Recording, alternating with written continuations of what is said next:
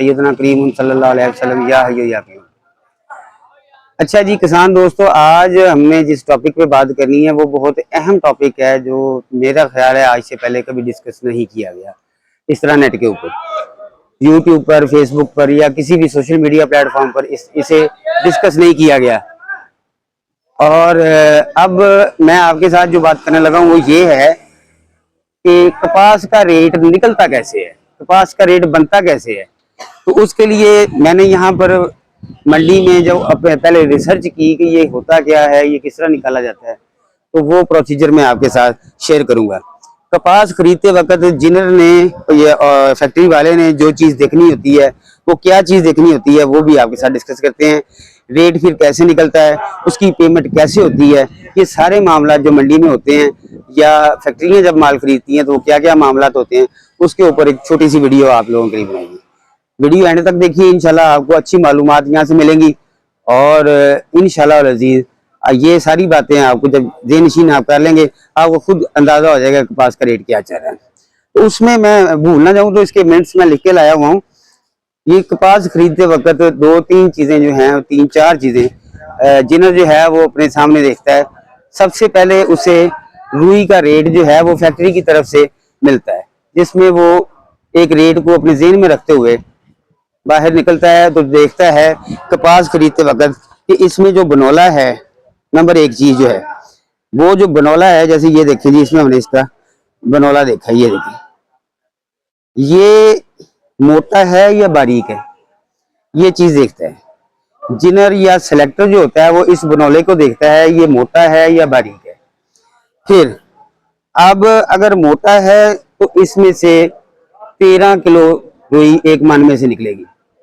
अगर बारीक है तो इसमें से 16 किलो रुई बनेगी, बाकी इसका बनोला बन जाएगा। कॉटन फैक्ट्री ने रुई और बनोले को अलग अलग करके उसकी गांठ बना के रख देनी है और वो अब बिकेगी ब्रोकर के थ्रू, कंपनी को जाएगी, टेक्सटाइल मिल को जाएगी या वो धागा बनाने वाली जितनी फैक्ट्रियां होती हैं उनके पास जाएगी। अच्छा, उसके बाद दूसरी चीज जो यहाँ पर कपास खरीदते वक्त देखी जाती है वो ये होती है कि इसका जो रेशा है ये कितना लंबा है। जितना ज्यादा लंबा होगा रेशा उतनी ज्यादा अच्छी क्वालिटी की कपास होगी। ये आप देखिए ऐसे कितना लंबा रेशा है, ये दूसरी चीज देखने वाली होती है। ठीक है जी। इसके बाद जो तीसरी चीज इसमें देखनी होती है वो होती है कि ये कपास में नमी कितनी है, कपास में नमी कितनी है। कल परसों मैंने देखा है हमारे पंजाब में तो अभी इसका कुछ नहीं बना, कपास में तो हमारे अभी कुछ नहीं बना। तो सिंध वाली साइड पे, पंजाब में मतलब ये प्रैक्टिस आम नहीं हुई, सिंध वाली साइड पर ये प्रैक्टिस हो रही है कि अब वो मॉइस्चर मीटर लगा के इसकी नमी को चेक करते हैं। मुझे ये बड़ा अच्छा याद है जब हम मकई का काम सीख रहे थे, कर रहे थे शुरू में, जब यहाँ पे मकई के डीलर काम थे, तो तब भी हम जो है मकई का जो मॉइस्चर है वो अंदाजे से लगाते थे, तोड़ के जुबान के जरिए कि ये इतना मॉइस्चर होगा। फिर इसकी मॉइस्चर मशीन की मीटर आने लगी, मीटर आने लगे। अब जो है मीटर के साथ गंदम को भी इस साल जो उन्होंने मॉइस्चर के साथ लेना देना शुरू कर दिया। एक चीज रहती थी अब ये कपास, अब इसका भी मॉइस्चर मीटर आ गया हुआ है। तो इसकी नमी जो है, तीसरा और सबसे जरूरी जो पॉइंट है वो ये है कि हमारी कपास जो हमने चुनाई करवाई है ये नमी कितनी है। तो ये उस नमी को चेक करते हैं कि ये एक मन जो हमने कपास खरीदनी है उसके पीछे खोट कितनी आएगी, ये कितनी सूख जाएगी। जब जाहिर है हमने धूप में रखनी है, चाहे कपास को खोलना, जो इसमें से नमी है वो खत्म हो जाएगी। नमी खत्म होगी तो ऑटोमेटिकली इसमें वजन का लॉस होगा, वेट लॉस होगा, खोट आएगी, वजन खत्म होगा। तो इस चीज को भी वो ज़हन-नशीन करते हैं। उसके बाद ये जनाब कपास को मंडी में बोली देकर खरीदते हैं। यहाँ पर बोली का रिवाज हमारे इलाके में ऐसा है कि ये बंद बोली दी जाती है। बंद बोली से मुराद ये है कि आपका हाथ छुपा होता है और आपने हाथ में बोली देनी होती है। उसका फायदा किसान को होता है, आड़ती को होता है। उसका फायदा होता कैसे है, मैंने जो पहले वीडियो लगाई थी बिहाड़ी मंडी में कपास का रेट निकालने का, उस पर दो चार दोस्तों ने कहा ये तो ये छुप छुप के रेट दे रहे हैं। उसमें फायदा ये होता है, एक बंदे ने इस बहावलपुर कपास लेके बेचनी है, एक बंदे ने यहाँ से कपास खरीदनी है और जनाब बिहाड़ी में जिनिंग कर लेनी है, रेट का फर्क आ जाएगा। एक बंदे ने पुरानी रेट पे रखवाई हुई है, उसमें रेट ज्यादा था, कपास उसके गट्ठे लिखाई हुई हैं तो 5000 गट्ठे मैं आपको दूंगा या 1000 गट्ठे दूंगा आपको।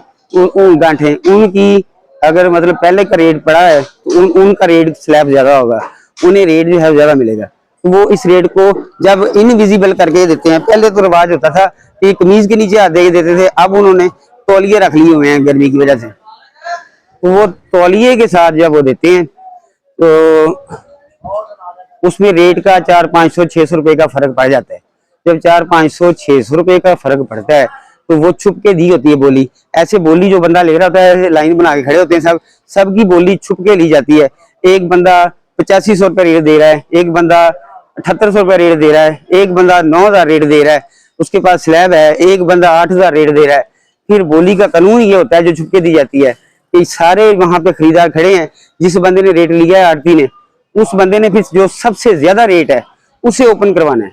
जब वो ओपन करेगा तो जनाबे अली सबसे ज्यादा रेट होगा। अगर उससे ज्यादा किसी ने रेट दिया होगा, वो जो बंदा है खरीदार, वो आड़ती के जिम्मे हो जाएगा, मैंने ज्यादा रेट दिया है, कानून के मुताबिक मैंने ज्यादा रेट दिया है, ये कपास की ढेरी मेरी बनती है। उसमें आड़ती को बड़ा जो है ना संभाल के देखना होता है।